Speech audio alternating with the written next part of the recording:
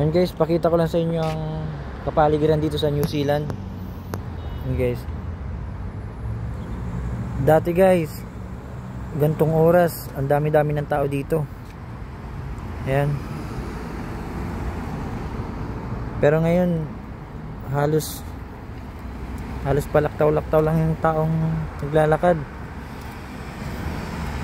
Ayan guys. Ito ang epekto ng recession dito sa New Zealand. Yung mga tao nagsibalik na sa mga kanya-kanya nilang bansa. Kaya ngayon halos walang tao dito sa New Zealand. Yung mga lokal na lang, mga residente ang naiwan. Yan. Halos walang trabaho dito sa New Zealand. Yung iba nanlilimos na kahit mga lokal kasi walang trabaho eh. Yan guys.